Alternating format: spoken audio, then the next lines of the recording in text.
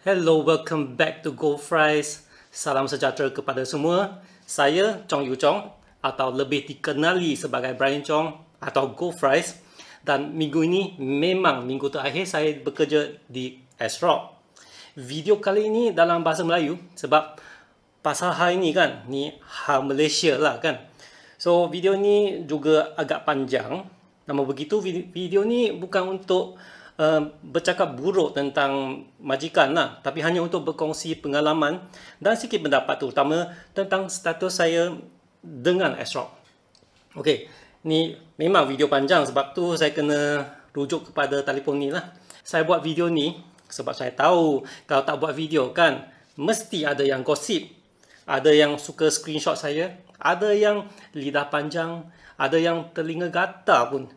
So baik saya buat video ni, dengar dari saya apa yang jadi. Selain itu, saya turut akan kongsi dengan sumbangan saya selama 2 tahun di ASRock dan mengapa saya dilepaskan dari ASRock. Senang cerita tu, saya tidak dipecat dan saya pun tidak letak jawatan. Tapi cerita tu nanti. Okey? Okey, macam ni. Saya mula dengan cerita tentang masa saya join ASRock lah. So saya join ASRock tu masa tu bulan 12 tahun 2021 mereka cari sales. So saya pun okey lah kita buat sales lah. Asalkan ada sales number pun kira okey lah kan. Kita cuba kalau tak bagus pun tak apa. Sekurang-kurangnya kita dah cubalah kan. So jawatan saya ni country sales manager. Dari sudut orang Malaysia tu country manager lah kan. Sales apa lagi? Sebagai satu orang ASRock kat Malaysia, apa pun saya yang orang cari kan. Tapi dari sudut syarikat ASRock ni, country sales manager lain sikit. Dalam bahasa Cina pun dia macam jadi macam bahasa Melayu lah. Pengurus jualan negara. So fokus dia pengurus jualan negara tu Malaysia lah kan. Tapi memang macam tu dalam surat tawaran pun dah kata fokus sales. Tapi yang lain-lain pun kena buat. Masalah kat Malaysia ni untuk ASRock, sales boleh buat. Tapi ASRock tu banyak kekurangan. Tak ada brand marketing, branding, support dan lain-lain pun dia macam tak tentu. Banyak yang kita kena baiki. Kita tu sebenarnya saya seorang yang baiki. Ini termasuk hubungan dengan dealer dan disti, dengan hubungan dengan community dan sales tu bukan tak ada, tapi tak banyak benda asas yang belum sedia tu. Maka itulah kerja saya di ASRock. Semua kena buat. Lagipun saya tambah guna branding sendiri untuk naikkan jenama ASRock. Saya tak guna gelaran KOL atau influencer lah. Tapi setakat kami semua tahu tu, saya selalu aktif dalam macam Facebook lah, community untuk tolong member community dalam bukan saja dalam Malaysia tu, luar negara pun saya pun kongsi pengetahuan dan cubalah untuk selesaikan apa masalah PC. Okay, next. Cerita yang lebih sedap tu, sumbangan saya kepada ASRock sebagai seorang pekerja. Tahun 2021 tu, saya tak kendali lagi.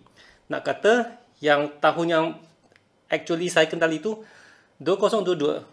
Okay? 2021 tu, tahun yang paling bagus dalam jualan PC. Sales paling bagus. Tapi saya masuk hujung tahun, bulan Disember. So, tahun 2022 tu, cabaran banyak. Sebab pasaran pun merosot. Ikut sumber-sumber yang boleh dipercaya ni, semua jenama mengalami jualan yang merosot.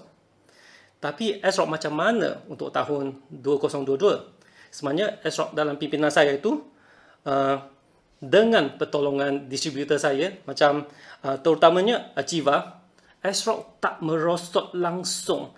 Dari segi pendapatan kan, ni pendapatan ya, bukan keuntungan. Dari pendapatan tu dah naik lebih kurang 23%. Dari sales number naik sikit 5%. Market share naik 50%. Maksudnya market share saya ni untuk ASRock dari 10% ke 15%. That's 50% gain lah. 50% dah naik 50%. Dari segi warranty tu, kita dah meningkatkan warranty yang quality service kita. Dulu kan ASRock tak cover penuh 3 tahun tu. Dia tak ikut tarikh pembelian. Dia ikut tarikh shipping. So, katakan shipping 1 hari bulan Januari lah kan.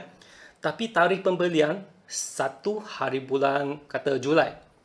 Dah 6 bulan dah lepas. Warranty yang dapat tu berapa lama? 2 tahun setengah. Macam tu. So, sebab ni kan, ada dealer yang segan nak ambil stok kita. Sebab dia tahu kalau lepas 2 tahun 6 bulan tak jual lagi, macam mana? Siapa nak uruskan warranty tu? So, setakat tu, biasanya dealer dan disti yang settle sendirilah. Dengan itu, kita rasa tak betul lah kan. So, dengan itu, kita pun buat case kepada HQ dan HQ pun dah okay dengan kami suggestion macam ni.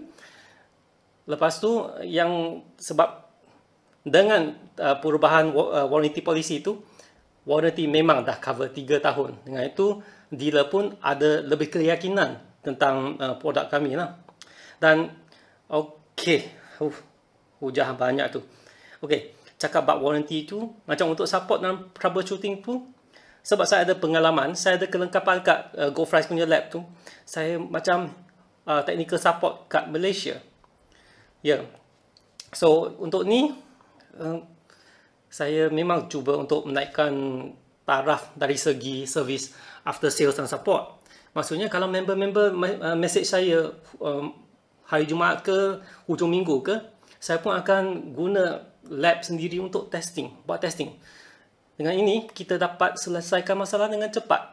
Tak payah tunggu sampai hari Isnin, then contact HQ dan buat email back and forth kan. Untuk selesaikan masalah tu, saya ada facility, saya pun buat kat facility saya tu. Dengan ini, saya rasa akan lagi bagi keyakinan yang lebih terhadap after sales kami lah. Sama juga, macam ni, maksud saya, bukannya lab saya yang digunakan untuk troubleshoot. Memang kalau hujung minggu ada masalah ke, ada event ke, saya memang abaikan masa untuk keluarga, luangkan masa untuk syarikat. Ini adalah komitmen saya kepada brand. Dengan keyakinan yang lebih kepada brand ASRock tu, lebih ramai dealer yang sudi bekerjasama dengan ASRock dan ambil stok, dan yang ni telah meningkatkan jualan kami lah.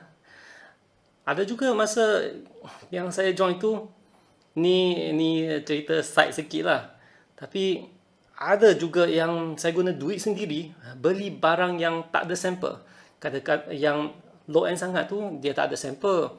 So macam satu kali tu, saya nak serang market ITX lah. Kan?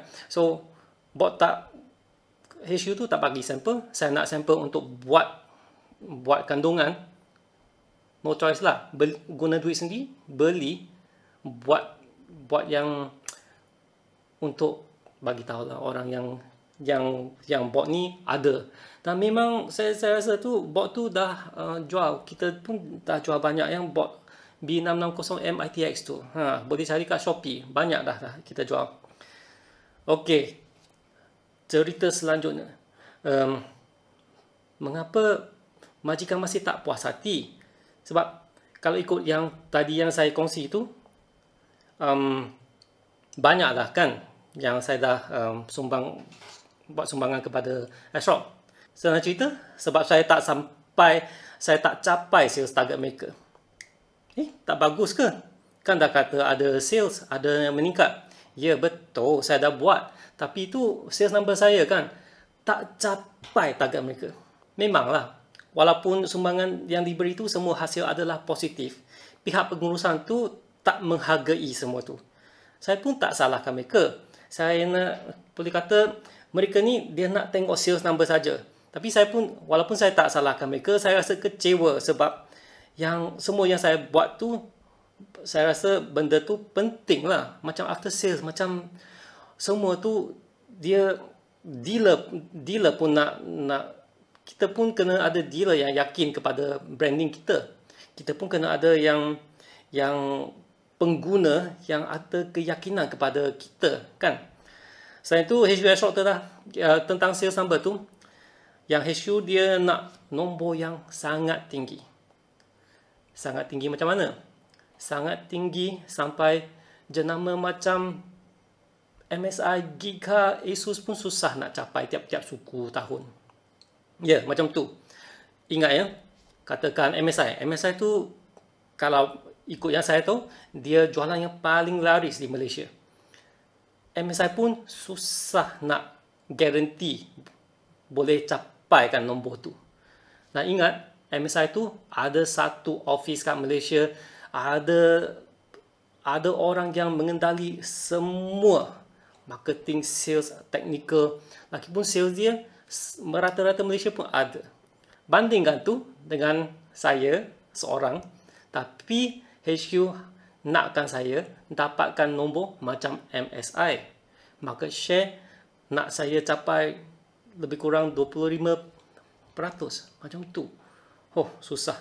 Yalah, bagi saya, satu orang Asrock dan market share pun dah capai 15% tu mujur lah kan. Tapi malangnya yang semua yang tu saya rasa kecewa lah. Macam saya kata, kecewa sebab rasa macam dia tak hargai apa-apa yang telah kita buat untuk kukuhkan jenama Asrock kat Malaysia.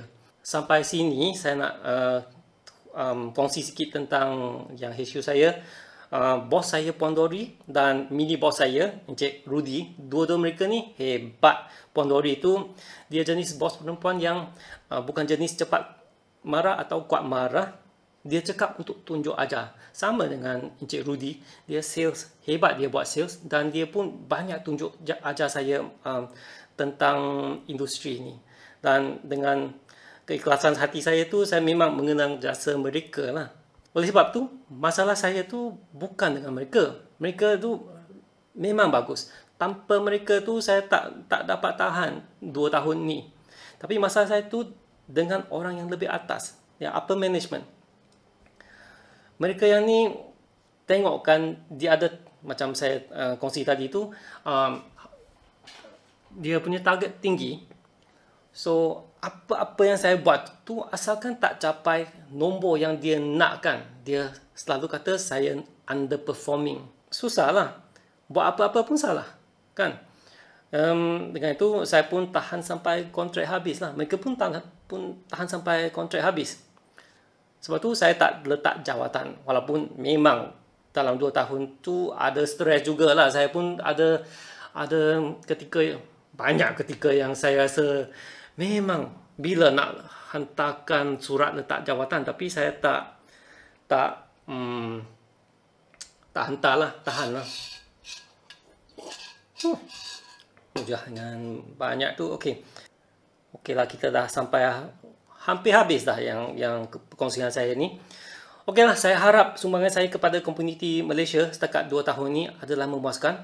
Kontrak saya, kalau ikut kontrak yang saya tanda tangan itu, hari terakhir tu 30 November lah. Tapi majikan bagi saya off awal sikit. So hari terakhir saya 23 November. Dan yalah, saya tak ada di Asrock lagi, tapi saya masih ada dalam komuniti, akan turut membantu sesiapa yang ada masalah lah. Dan adakah orang yang akan gantikan saya? Setakat ni tak ada. Tapi untuk yang akan datang, ada tak? Itu pun saya tak tahu sebab urusan jenis ni majikan tidak akan bagi tahu saya. Dan adakah saya akan bekerja dengan jenama lain? Yang ni pun belum tahulah sebab berita ni pun baru. So brand-brand kalau siapa yang nak saya bekerja dengan mereka tu, boleh hubungi saya lah. Adakah saya sesal join Asrock? Taklah pun, dah dapat pengalaman yang lebih mendalam dalam sektor IT PC hardware. Anggapkan ni sebagai satu training yang telah dibayar. Sekarang ni kalau ada sebarang pertanyaan tentang barang Asrock, nak support, nak sponsorship ke apa-apa, nak apa pun tentang Asrock tu, jangan cari saya. Sejak mula lagi, saya pun bukan duta Asrock, tetapi saya amat berterima kasih kepada anda semua yang anggapkan saya sebegitu. Saya ni hanya seorang budak kampung yang berasal dari Kelantan. Saya suka ni barang-barang komputer lah. Tapi tak pernah terfikir satu hari tu saya akan jadi country sales manager untuk salah satu jenama PC hardware yang top lah, kan. Dengan ni akhirlah video saya. Bye bye. Jumpa lagi dalam video yang akan datang.